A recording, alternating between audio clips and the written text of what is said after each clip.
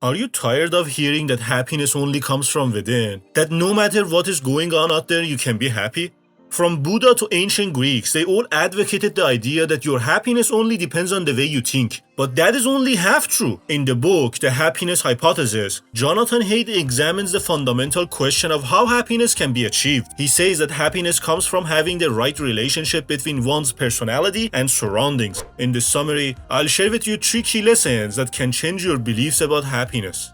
Key lesson number 1. Happiness comes from between. Have you ever heard the saying, happiness comes from within? From Buddha or other gurus? It sounds good, but it's bullshit if you take it literally. They want you to believe that your happiness only depends on your thoughts and not on what is going on out there. But how can this be even remotely true? We humans are social creatures. Are you telling me that being around people who love and support you, or being in deep or meaningful relationships, won't have a huge effect on your happiness? Of course it will. We humans are wired to share experiences with others, and if we have someone in our lives to share those experiences, our happiness exponentially increases. However, what those gurus say about happiness not being something you can achieve directly, I think that is true. For happiness, you have to get the conditions right and then wait. Of course, some of these conditions are within you, such as avoiding negative thinking and overanalyzing, but many other conditions are outside of you, such as the environment you're in, including social and work setting. Just like plants need sunlight, water, and good soil to grow, humans need love,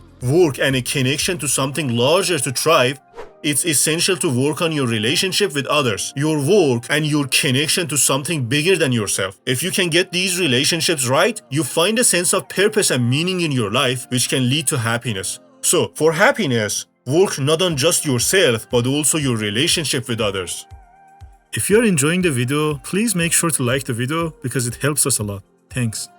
Key lesson number 2. What doesn't kill you can make you happier. Have you ever heard the saying, what doesn't kill you makes you stronger? Well, it turns out that this can also make you happier. Sometimes when people go through really tough experiences, they may become sad and unhappy, but research shows that in many cases, people who face adversity can actually benefit from it. For example, I have a couple of friends who lost their jobs and loved ones. Although they felt really bad at first, now they are more confident than ever because they know they survived something they thought they couldn't. During tough times, people often come together and form closer relationships, which, as we talked about in the last lesson, can contribute a lot to our happiness. Another benefit of going through tough times is that it usually makes us more realistic about life. When we face difficulties, we get a chance to reflect on who we are and make changes. For instance, when I lost my father a few years ago, it was really hard for me and I was sad for a while, but it made me think about how I was living my life. I realized that I didn't have a clear direction and was just hoping for things to make me happy. I decided to take control of my life and made many changes. Now I am much happier than before, even though I went through a tough time.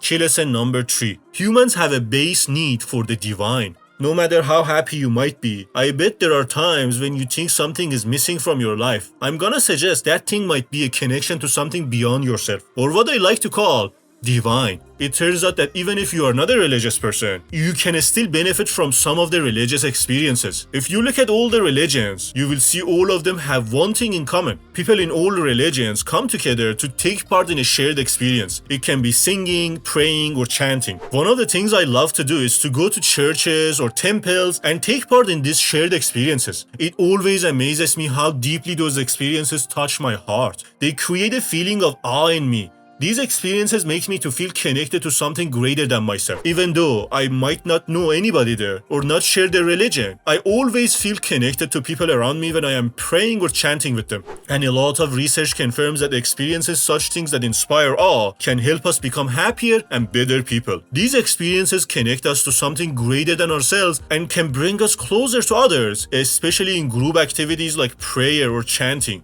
We have a basic human need for the divine, and without it, we may feel like we are lacking something important.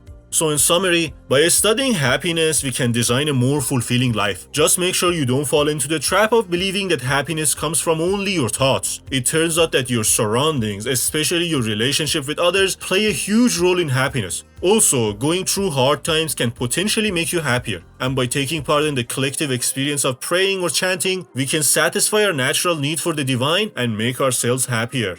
If you want the PDF summary of the book, click the link and I will be happy to send it to you. Thanks for being here with me. This is Bahman, and I enjoy sharing with you.